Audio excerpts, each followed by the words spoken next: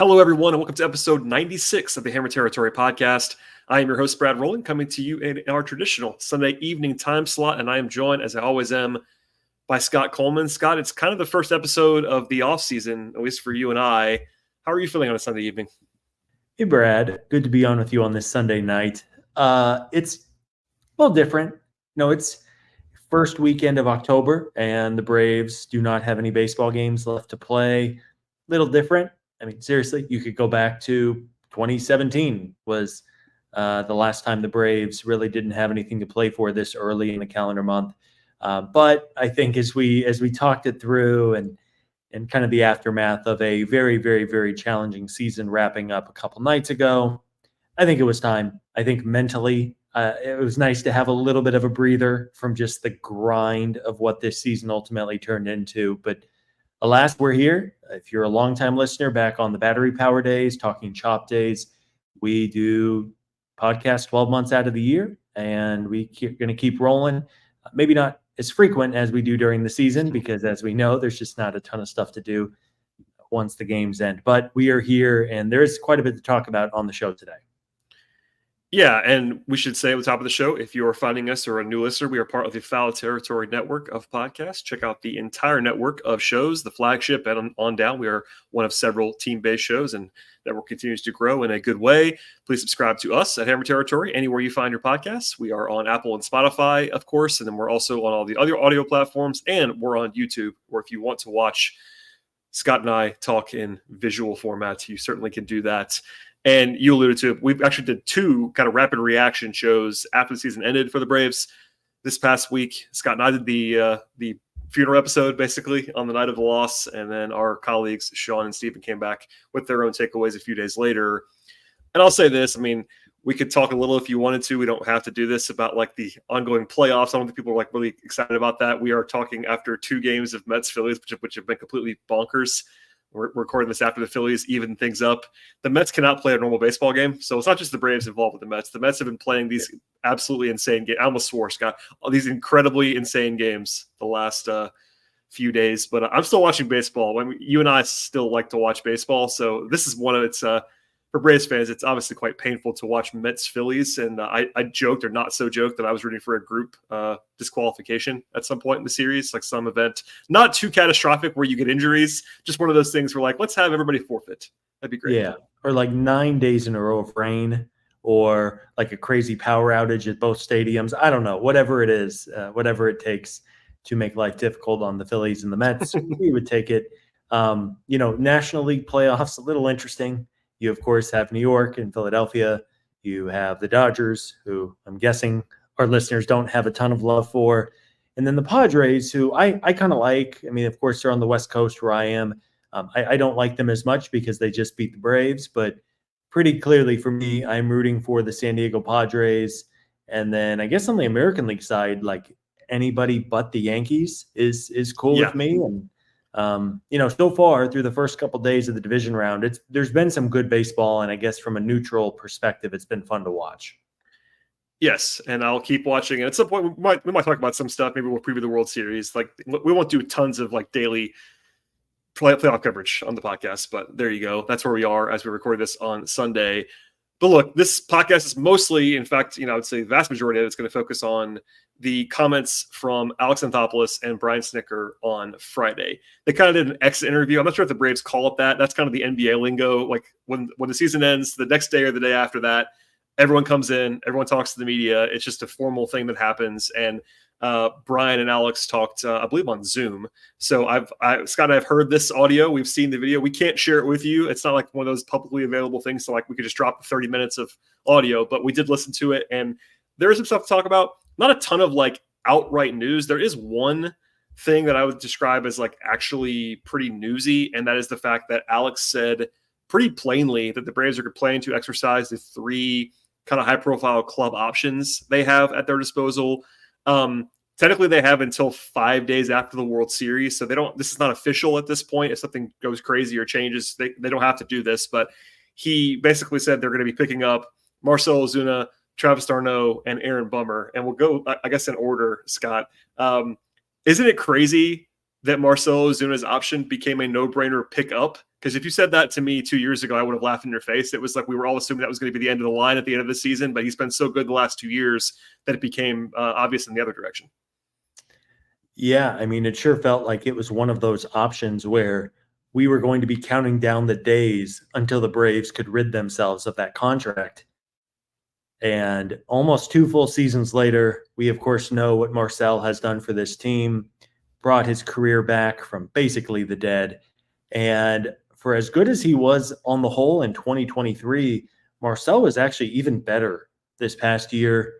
And that was with him cooling down quite a bit down the stretch the last couple weeks in September. So there's probably a bigger discussion about the Braves and roster construction and the DH and the outfield situation and what Ronald Acuna Jr. is going to be able to do and what Jorge Soler is going to be able to do. But at least as we sit here today in the first week of October, I think it is a no-brainer that you pick up Marcell's option for $16 million, and then you kind of move around some other pieces to make it all fit. Yeah, to your point, it's probably going to be its own episode how complicated the DH outfield situation is, because they currently have 2 DHs on their roster making big money in Ozuna and Soler, and then Ronnie might have to DH too. So that's going to be a discussion, and maybe we'll talk trade stuff. And look, they could pick up Marcell's option and then trade him. That is a very possible thing that could happen.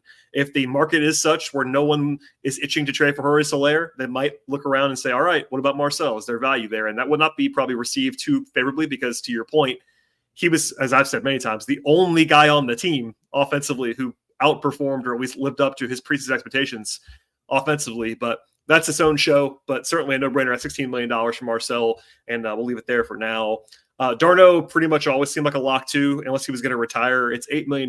It's not nothing, but Travis, as I've taken to saying, is the best number 2 catcher in the sport. Basically, he should be a starter. He's better than like 15 starters in the league. He's very good. He is older. I guess we should mention the name of Drake Baldwin just in this conversation. What do you make of that? I mean, again, this is nothing that could be its own show later on, but they have Sean Murphy, who they're committed to, Darno, and maybe their best prospect are all at the same position. Yeah, it's going to be interesting to see what the Braves do with Drake Baldwin. Now, if the name Drake Baldwin is not super familiar to listeners, Baldwin has rapidly risen up the prospect rankings for the Braves. By most national outlets, Baldwin is a top 50 prospect, if not top 30. And he looks like he's going to have a real chance to be a very legitimate everyday catcher in the major leagues. He is solid defensively based on the scouting reports that I've seen and read from the good guys at Battery Power. And offensively, he's had a great year splitting time in the highest levels of the minor leagues. So the fact the Braves have Sean Murphy, who I believe is under contract for 4 more years, and I know that Murphy is a divisive player, and with good reason, because the fact was Sean Murphy stunk, like capital letters stunk this past season.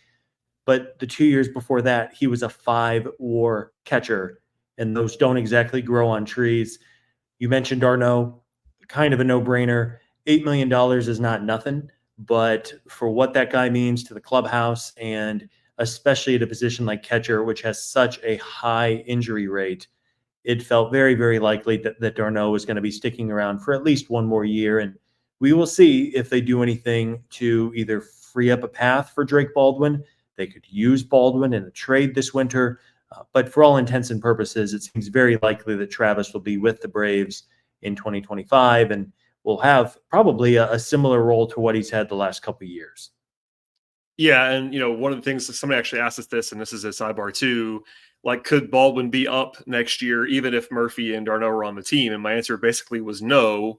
The only way I could possibly see that would be if they cleared out DH entirely and started using DH as a catch-all, which that would require multiple trades. So I would be surprised, but that again, we'll do a kind of a catcher reset at some point this winter and talk about Murphy, because as much as I will defend Murphy, he was not good, to your point, this year. But yeah, Darno at $8 million in the end is pretty obviously a yes for the Braves if he wants to play. It seems like he probably does. $8 million was a lot of money for a lot of people, and there you go. The last one.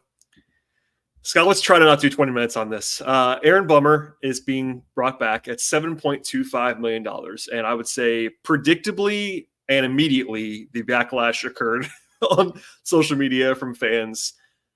We have been higher on Bummer pretty much the entire time. But I mean, I know you saw what I saw. People don't like Aaron Bummer, and that maybe includes Brian Snitker. We've joked about that, but he's not really used him as a high leverage reliever. I'll just give you a couple of stats before we dive into the reaction here. Aaron Bummer had a 2.23 FIP this year. That is elite. He was literally top 10 in WAR among left-handed relievers this year. Like he was quite good. I know his ERA wasn't like incredible, but it was still only 3.5. Like that's a perfectly fine to good ERA. So I guess he's just gonna be one of these guys forever that people just don't like. But for me, he's worth $7 million. Like it's not that controversial, I don't even think. Yeah, there's always a player with the fan base who I think unfairly gets a reputation or whatever it is. And I think Aaron Bummer was that player, kind of a lightning rod. He's up there with Charlie Morton, Sean Murphy, Orlando Arcia. You laid out the stats. Aaron Bummer, statistically speaking, this is not Brad and I's opinion here. Statistically speaking, Aaron Bummer was one of the top 10 left-handed relievers in baseball last season. He had a crazy strikeout to walk ratio. You mentioned a FIP and xFIP of about 2.3. The guy's really good. And the one thing that works against Bummer is he gives up a lot of contact on the ground. And sometimes that can lead to inflated batting average on balls in play. That's something I think Bummer carried like a 425 BABIP against this past season, which is crazy. And look, man, Bummer had a couple of bad moments and bad games, especially early in the season, which I think is why it kind of stuck with fans. But no reliever is perfect other than maybe Raisel Iglesias. And for $7 million, it feels like a lot for a reliever, and it is. But the Braves have also been pretty bad at developing relievers in recent years. It's really something I think the organization could withstand to get better at. There's not a lot of homegrown, cheap talent in the bullpen. And that's something that Alex has spent on. And apparently, based on his comments this past week, they're going to bring back Bummer for $7 million. And as long as he has a larger role next year, I'm fine with it. But I would like to see Bummer get more than just like mop-up duty or, the fourth inning of a blowout, because he has shown that he is quite good whenever he's on the mound. Yeah, and we'll move on, but you compared him in our doc even, I think you're right about this, to what happened with Joe Jimenez the previous year, where Jimenez was like pretty obviously good. Snit didn't fully trust him. He came in this year, was fantastic, and was suddenly used in high leverage. Whether that was a conversation that had to be had between Alex and Snit or whatever to say, hey, this guy's good, you might want to use him. Bummer's kind of the same thing. And also relevant here, two things. Number one, people, at some points people are going to adjust, and they just haven't yet, to like what monetary figures actually mean. $7 million is not like a crazy amount of money in the modern landscape of baseball. Number two, Alex has not exactly been afraid of payroll in the last couple of years. To their credit, Liberty Media has spent, the payroll is going up every year. Alex already says, we'll talk about later on in this episode, it's going to go up again. So like it's not taking away something that's going to go up that you could use for somewhere else. I understand that like in somewhat of a reality, resources are finite, but I don't think that Alex is going to be limited because they're bringing back Aaron Bummer. I don't think that's going to be a thing. So yeah. As long as the rest of the roster is in really good shape, no issues with spending on the bullpen. Seriously. I mean, if there's an area of a team that can wreck an otherwise really good roster in season, it's the bullpen. Because games that should have been won 4-3 end up being 5-4 losses. Games that should have been blowout wins turn into very close games where you really get pedal to the metal the whole time. It's something that is fine in my eyes to invest in, as long as the rest of your roster is good. And as we'll probably talk about a little bit tonight, there are some areas of the roster that absolutely need improving. And again, as long as it's not a 1-for-1 proposition, I'm fine with spending the money on the bullpen. Yeah, and that's a philosophical thing that Alex has just done. Like Alex has been spending on bullpen almost, I would say, even more than I would, and we've talked about that in the past. Like for instance, some of the deals that have objectively worked out, like taking on Iglesias, was a lot of money, and they took that on. They've paid Jimenez. Like they're not afraid of spending money on the bullpen. It's worked. I mean, it's been very good results. They built the team wisely, And one more major note, and we'll move on. On the Aaron Bummer front, as a left-handed reliever, AJ Minter is a free agent. So he might be back. That could happen, and we'll circle back to that at some point. But it's not like you have the dominant lefty reliever on your roster already, and that Minter's been for the last couple of years. You have Dylan Lee. He's there. That's a nice safety blanket to have, too. But you need more than one lefty, and Aaron Bummer is pretty good, and hopefully AJ will be back, too. But that's a big TBD at this point. All right, Scott, let's move on to the rest of what Alex and Brian had to say. But first, we're from our partners at Foul Territory. Hey, FT fam, it's Alana Rizzo. I can't stop talking about Vuori. Vuori is perfect if you are sick and tired of traditional old workout gear. I wear Vuori in all settings, not just in the gym, because honestly, it's comfier than whatever you're currently wearing. No joke. I'm wearing Vuori daily leggings right now. They're high-waisted with the drawstring and cupped ankles. They look good and they feel great. You're going to love them. Vuori is an investment in your happiness. For our listeners, they are offering 20% off your first purchase. Get yourself some of the most comfortable and versatile clothing on the planet at vuori.com/foul. That's VUORI.com/foul. Not only will you receive 20% off your first purchase, but enjoy free shipping on any U.S. orders over $75 and free returns. Go to vuori.com/foul and discover the versatility of Vuori clothing. All right, Scott, we talked about the pitching a little bit with Aaron Bummer and just how good things were for the pitching. We'll probably do a deep dive on that in general. But Alex, I'm sure you listened to this too. It was funny. I think he mentioned that they led the league in ERA about 15 times in a half hour. He was not shy about talking about how good the pitching was, and he's correct for the record. 15 times might be light. Yes, and it's important to. I think naturally as fans, we kind of focus on the bad and the negative sometimes. It's worth pointing out that this was arguably the best pitching staff the Braves have had in, decades. Seriously. Top to bottom, like by the numbers, sure. I get it. Like some of the names do not match up with some of the names that, when you're younger in particular, the guys that are on the team seem like these godlike figures, all these things. And I get it. And losing Strider in the first week of the season or whatever it was, like, that would have seemed unthinkable. And we're guilty of that too. We did previews on our old show, and it was like, not that it was a weakness. We talked about it being a strength, but obviously the offense was supposed to be the strength of the team. And in the end, it was the best pitching staff in baseball and an all-time great staff. They led the league, just to back up Alex, in not only ERA, but also in Fangraphs WAR, which is the overarching stat for the full pitching staff, and strikeout rate. They led the majors in runs allowed. If you're just into the raw numbers like that, everything up and down the board, they were top 3 in both starters and relievers. Like, they were that good. And some of it's PR. If you're Alex, like, you don't want to. I'm sure he thought about this. I actually want to get your reaction as someone who's a little bit less hardened to these things than I am, and so many less press conferences. But it felt like Alex's tone in general was like, obviously nobody's happy. It wasn't as somber as it could have been. He kept kind of spinning it back to what went well. He gave an answer that maybe we'll reference later too, about the offense that was not wrong, in that he basically kept blaming it on the injuries. He didn't really get into the approach stuff that you and I and others have been taking issue with. But it felt like it was almost intentional for Alex to come in and just do a little bit of a spin, not a crazy way, but like put some positivity and just kind of know, like, hey, we were not bad everywhere. We had some bad luck, and I understood that approach, I think. Sure. Yeah, I think, Alex is a very seasoned executive at this point. Yeah.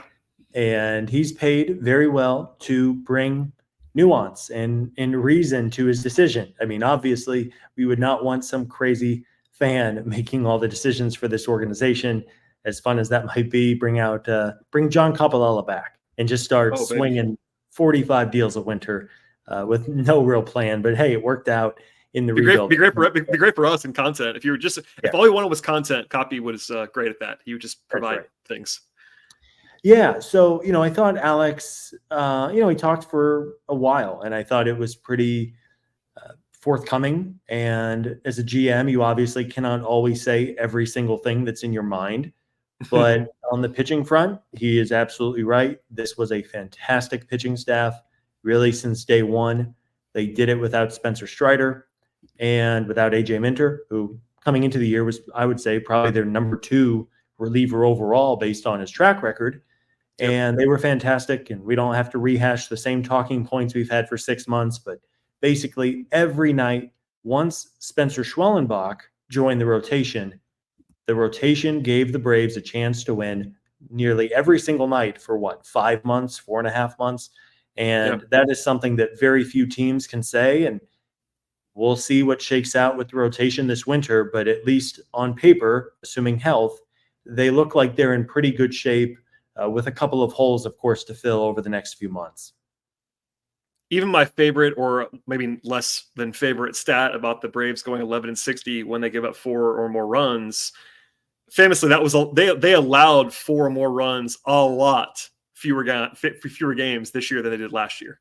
Like, the pitching was undoubtedly much better this year. It just, the offense was that much worse, and that's what led to everything else. A quick one here. Alex, unsurprisingly, said they were kind of planning to be deliberate and careful with both Acuna and Strider as they come back.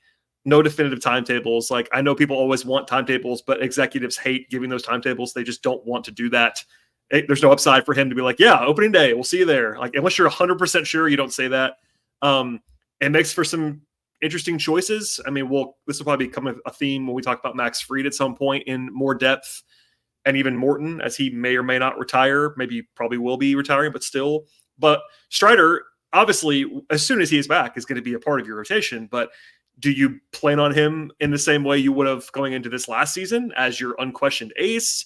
Obviously, you have Chris Sale. That's helpful. But you could say this. They have 4 starters, if you include Strider, that are kind of written in ink. You know, you got Strider, Sale, Lopez, who was great this year, and Schwellenbach. And it's like, all right, we're cooking with gas. All we need is one more. But I know that I will say, and I think you'll agree with me, you can never have too much pitching. So, like, you need more than 5 starters. And that's with 4 guys who are healthy. And one of them, at this moment in time in October, is not. So, TBD on all that. Yeah, the way they're going to approach Spencer Strider with the roster construction is, I mean, it might be my biggest question for the offseason. That's not true. Maybe second or third. The outfield is a massive question, and then shortstop as well. But pretty clearly, shortstop, outfield, starting rotation. Because I was looking into this a bit, there's a pretty mixed bag of pitchers who have undergone 2 elbow surgeries, whether it's Tommy John or what did Strider have, like the internal brace procedure? Internal brace. Yep. Yeah. So as a reminder, Strider had Tommy John, I believe, in college at Clemson. That's why he dipped down draft boards quite a bit. And then the Braves struck gold, and the rest is history. But the fact is that coming back from not only Tommy John once, but then another elbow surgery in 6 years for him, it's a pretty short list of pitchers who have done it and come back and been completely successful. Now, at the same time, Strider has youth on his side. He is already a phenomenal pitcher. So even if his talent level drops off a bit coming back from the surgery, he is still a very good arm.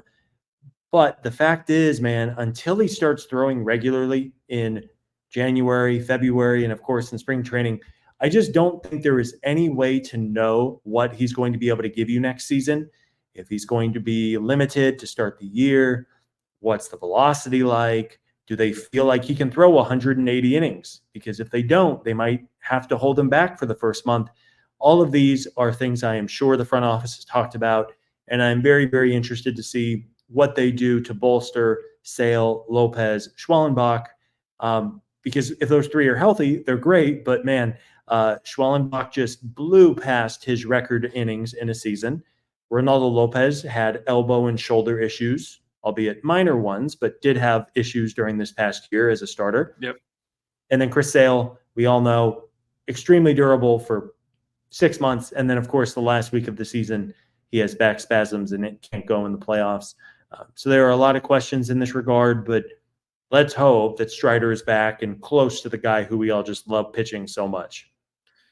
Absolutely. And we'll do a deep dive on this too, but you can't ignore, and I know fans are not going to forget, guys like Smith Shawver, as bad as he was in that playoff start, like, is still a very young, talented guy.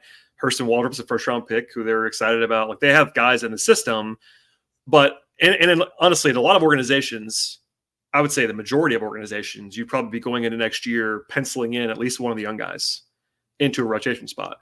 And I don't think the Braves want to necessarily do that. They might come up. You'll probably see them at some point, but I think they probably would be more comfortable going with 5 guys who have done it before and have those guys be 6, 7, 8, that kind of thing. But we'll come back to that at a later date. Okay. Oh, I guess we could have done more of a Fried Morton discussion. Let's put that on hold just because I don't think Alex and Snit said anything notable about those guys. Like Alex gave the answer you give about Max Fried, like we love Max kind of thing. But you're not going to glean anything from what was said on that call about those guys. I know Max's post-game interview was being dissected. He was pretty emotional. That could mean he's leaving. It could mean he's not. Just to say this out loud, and maybe you can push back if you want to. I have not spoken to a human being that covers the sport that thinks Max coming back to Atlanta. But nobody's closed the door either. No one said it's like 0%. And this is actually a curveball, Scott, but did you see like the floating, somebody I think it was like Spot Track, like a projection of what it was going to be to bring him back. I will say it was a more modest number than I thought. And a lot of the reaction from Braves fans, and I think rightly so, was like, wait, if that's it, they better pay this guy. And obviously we don't know. I think it was 6 and 150 or whatever it was, 6, 120. Yeah, 6. Yeah, it was 6 years. Just in case folks missed it, Spotrac said their projection for Max Fried was a 6-year, $124 million contract, I believe. That is cheaper than I thought it was going to be. Again, this is one person's projection, so we're not saying this is going to be happening, but would you agree? I mean, for me, that was like, oh, if that's what it is, Alex might actually do it. Yes. If it was 6 years at $22 million a year, all right, let me say this. If Max Fried's side was looking for 6 years and just over $20 million a year, and they had been for the last winter or two, and presumably the two sides have talked, I'm pretty confident it would have been a deal. I tend to agree. Yeah. Something tells me the way that pitcher salaries have exploded on the open market, Max Fried is not going to get a 6-year, $122 million deal. Aaron Nola is a similar pitcher. They're not perfect one-for-one comps, but Nola got 7 years and $170 million. There's I think with pitching, it is in such short supply these days, good, reliable starting pitching. It feels like no matter who signs Max, they're probably going to have to overpay. And I ultimately don't think it's going to be the Braves, but I would agree that, of course, the door is always open, and all of a sudden you just kind of come together and go, you know what? Max wants to stay in Atlanta.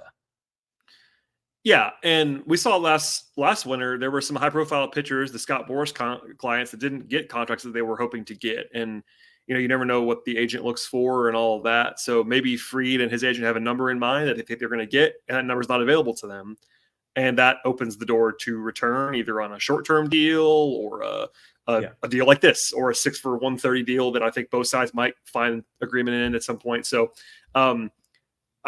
I know it's brutal to think about a guy as good as he has been that might just leave for nothing, but that's what happens sometimes. All right.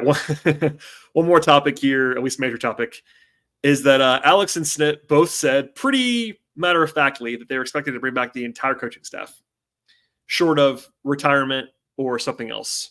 It seemed like it would take a different factor for them to move on from anyone. And, of course, we've been pretty openly discussing Kevin Seitzer. And, Alex did kind of more than once circle back. And this is I would say overlap with the overall discussion of the offense this season.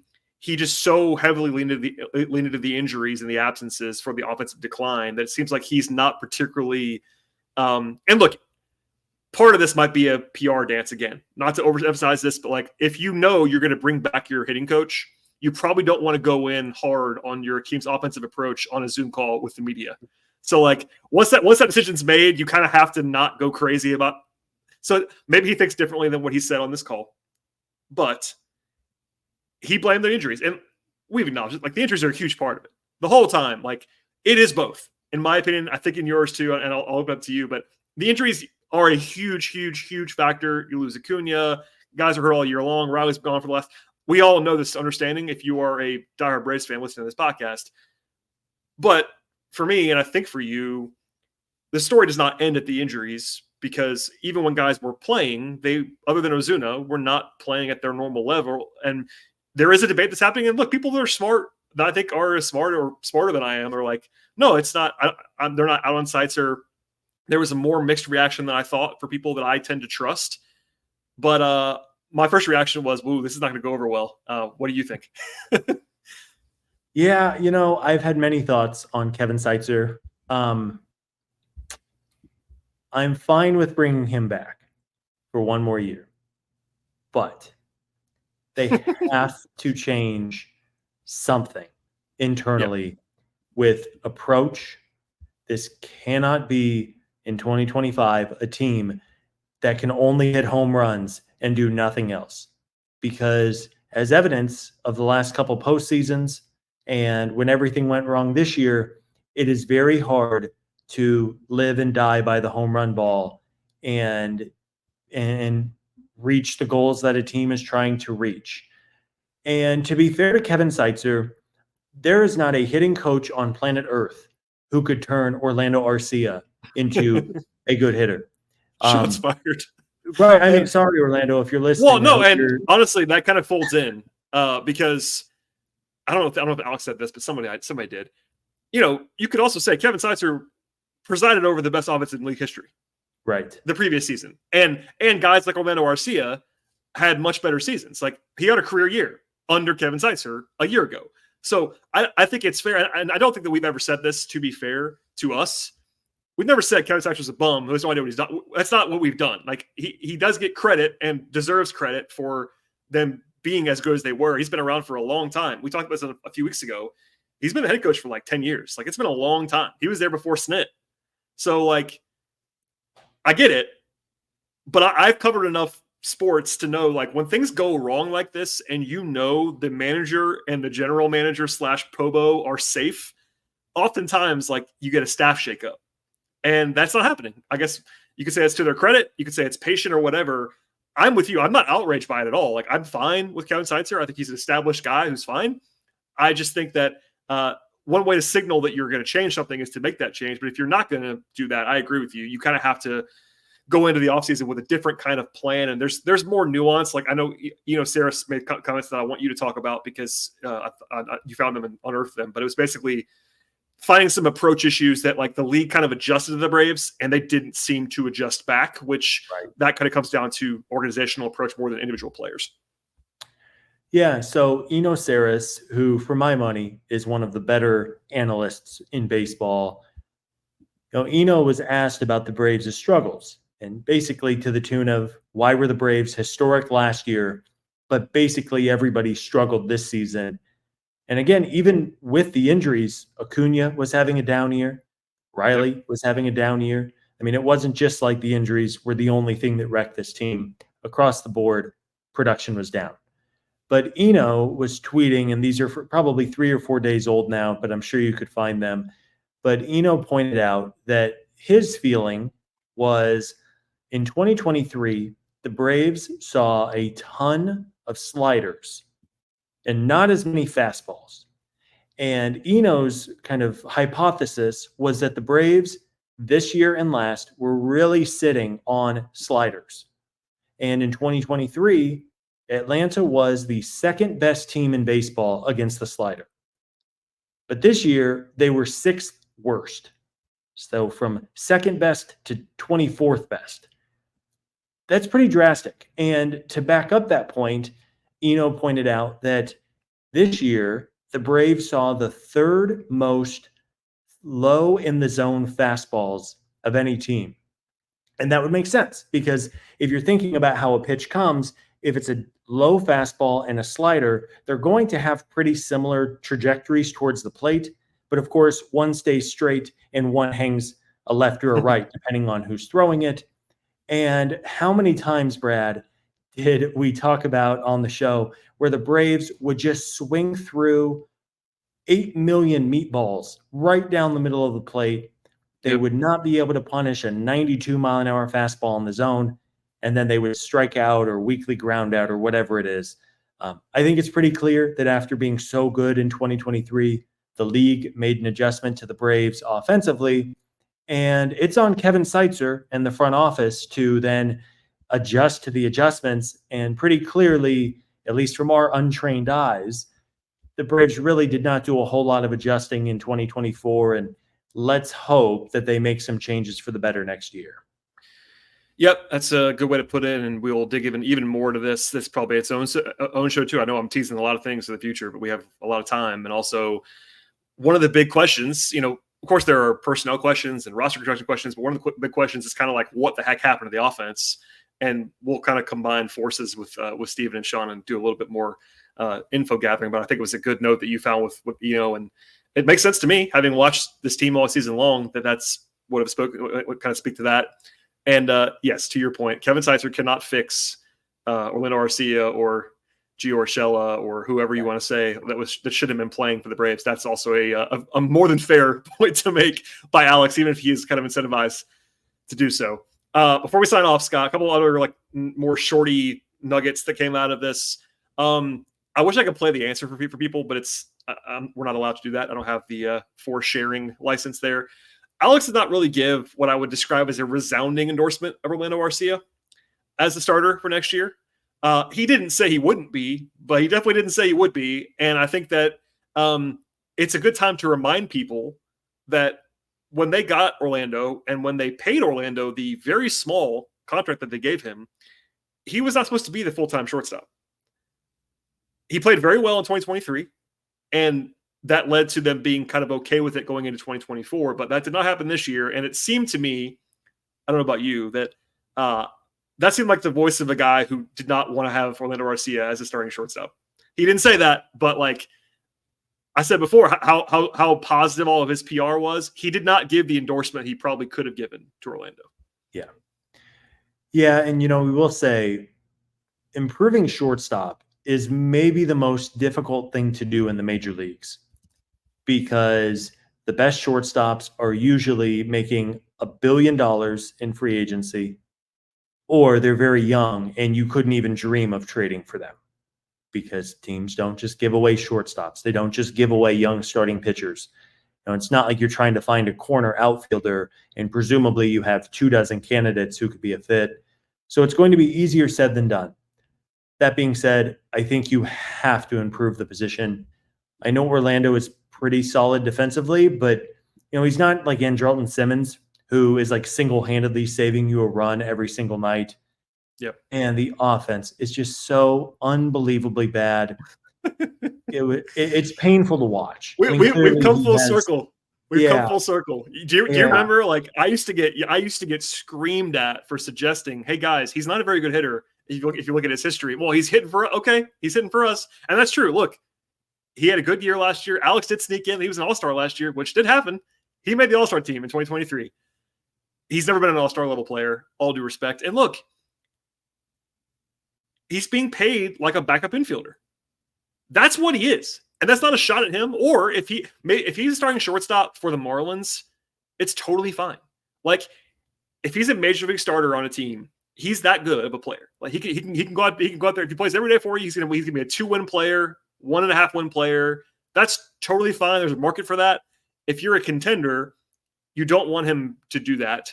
And look, we even talked about it last year, and I feel like we were proven to be right, how they should have at least been looking at shortstop last winter, even coming off of that year from Orlando, which did not seem sustainable to us.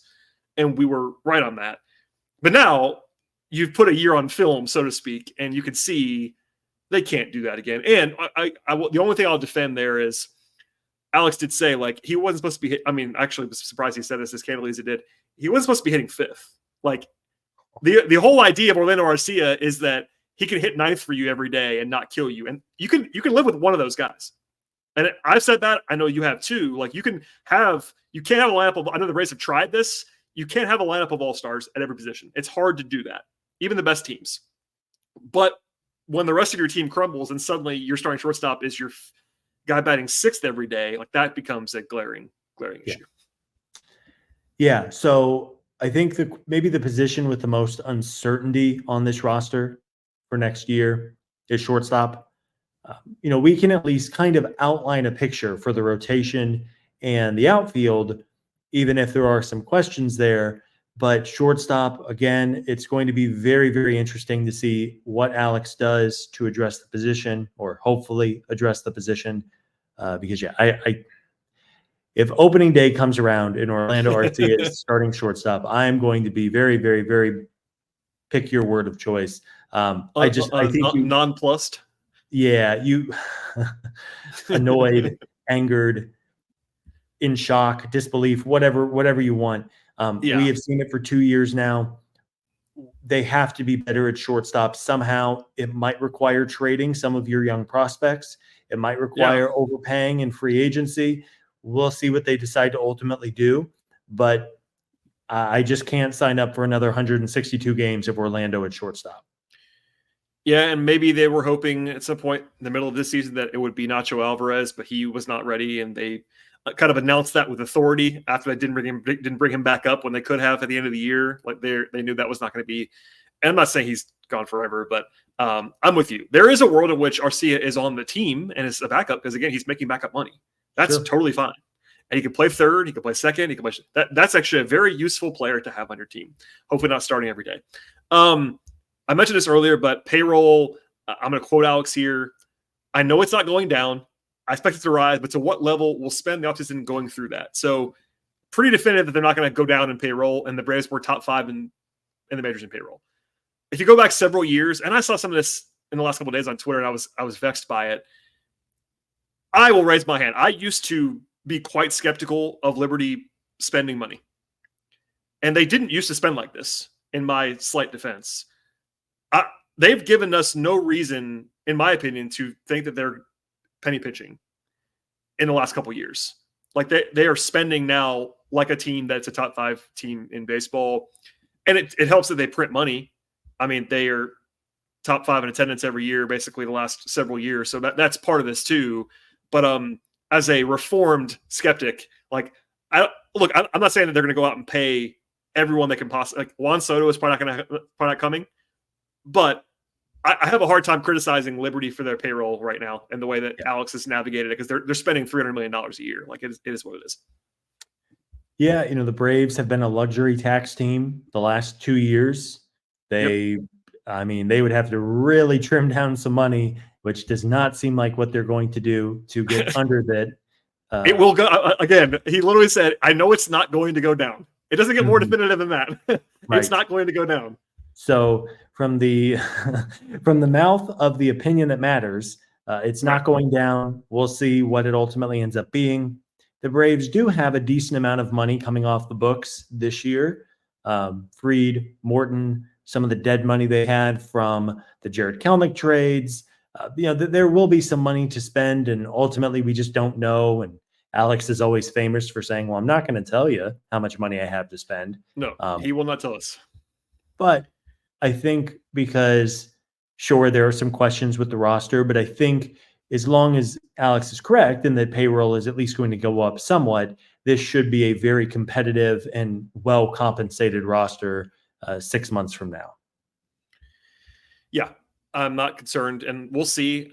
I got in this argument with somebody the other day about actually through the lens of Morton. I know you might be surprised by this, about Charlie Morton's salary the last couple of years, and how my point has been, yes, $20 million is a lot of money. I get that. But it came with no long-term risk. And more importantly, it did not stop them from doing anything else.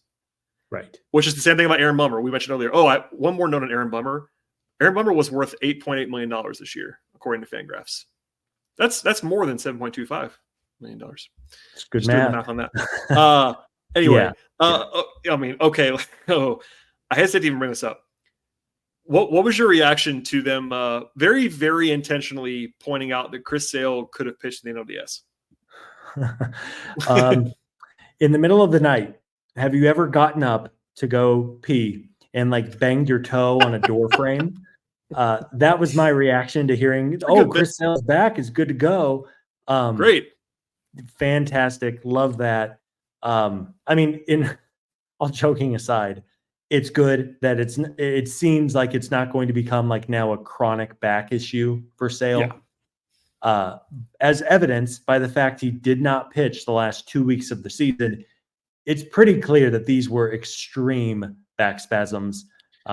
I know there's always the contingency of the fan base. Oh, he's soft. Oh, suck it up. Oh, I have two things on this. I have two things on that topic. So you're done. Go ahead. Thankfully, I have never dealt with back spasms, but I had people respond in my mentions who have dealt with bad back spasms. And they basically said, you have no idea what you're talking about. They are incredibly painful and debilitating, if not addressed. And to clearly, even like live, much less go pitch in a Yes. Major League Baseball game. right. Like that's number one. That's insane. And number two, I mean, this is probably the same people that were praising Chris Sale for being what's the less Chris Sale is kind of a I don't know how to say this. He's known as for his passion, we'll say. Oh yeah. He's not a guy that you would even, I wouldn't say anybody would do this, but even if you were trying to pick out the guy on the Braves roster that would be least likely to, like, you know, mail it in with injury, it would be Chris Sale. Like, the guy's a maniac by all accounts in a good way, competitively. You think that guy didn't want to pitch when the season met? There's no chance that guy did not want to pitch. And my favorite conspiracy, and by favorite I mean least favorite, Phillies fans thought Chris Sale didn't pitch the last day of the season to save his ERA lead and his Cy Young candidacy. Chris Sale. Come on. Anyway, come on. I was Hall of Famer. Somebody Chris tagged Sale. me in that and some Phillies thing, and I was like, guys, I wish I hadn't seen that. I wish don't send me that stuff again. It's me. Speaking of stubbing your toe, that was how I felt reading that thread by Phillies fans. Anyway, it was funny. I understand people that were mad or frustrated. To your point, you were frustrated. It does suck. I do think that it's not just a showman thing by Alex to point that out. It is good that he will be prepared to do a full winter, sail through more innings this year than he's thrown in a long time. And him being healthy, ready to go for a full program this winter is a good thing. He had a fantastic season. Is it maddening because it wasn't just that? I mean, longtime fans will know this, but like the last several years in a row, they've had just pitching crumble at the end of the season for like bizarre ways. It wasn't like just injuries that you could kind of foresee. You know, when Max got sick and lost like 20 pounds in like a week, like that kind of crap. Like, yeah, it's, you know, I have 20 pounds to lose? Sure, Brad. But Max Fried does not have 20 pounds to lose. And of course, he got, I think Rick Kranitz said it was like the nastiest stomach bug of all time, like 3 days before the playoffs started. And guys getting hit with comebackers, and Charlie's ankle, and Max. It's look, you got to be lucky in baseball, and they've not been lucky in that particular area the last few years. It is what it is. But I got all the reaction. I saw all the reactions to the Sale news. I said it to the end of this podcast for a reason. It's not really important or impactful as far as like, but it was. I get that it stirred something in everyone. It was a little bit different. It felt like so. Yeah, it is not a small thing that by all accounts, Chris Sale will go into the offseason healthy and free of the back problems. He talked openly about how important it was last offseason, that it was basically his first healthy offseason for workouts and conditioning and everything he does to get ready for a full 162. It was the first time last winter that Sale had gone into it healthy in like 5 or 6 years. And clearly that matters to him because he was healthy up until basically the last day this past year. And let's hope another fantastic year on the horizon for Sale, and just brutal timing with the back spasms. But again, man, it's been par for the course the last couple of years.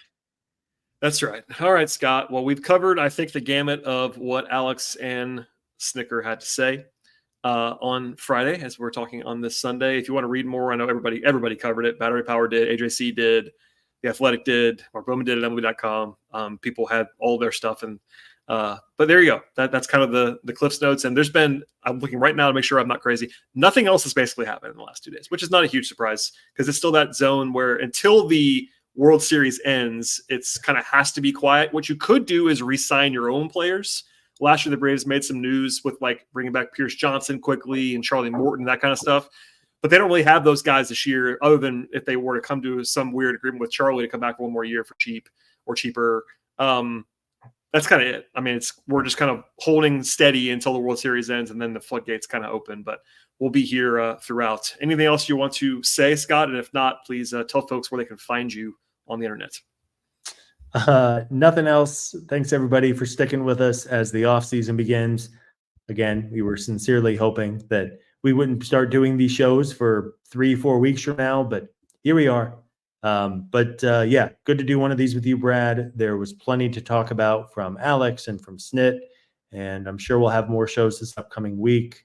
And so stay tuned, and let's hope for a productive and bountiful offseason ahead. Yeah, we've been already passing around between the four of us some ideas and shows that we're going to do and all that stuff. So please stay tuned. You will not be disappointed for the price of $0 subscribing to this podcast, but we will be here, I would say, multiple times every week, unless maybe like Christmas week will take off or something like that. But basically, until then, we'll be here all the time. So please go ahead and subscribe on to Hammer Territory anywhere you find your podcasts, Apple, Spotify. Again, we're on video sometimes with Scott and I. I'll be twisting the arms of Sean and Steven at some point to do some video, just because I know everyone wants to see Sean and Steven on video. Everyone. All I hear about in the streets of Atlanta is hey, tell Sean to get on video one day. That's right. Anyway, please subscribe to the podcast, everybody. Follow us on social media as well, at Hammer Territory on Facebook, Twitter, Instagram. Follow Scott. Follow me if you want to. And thanks for being here. Enjoy your week. We'll see you all next time.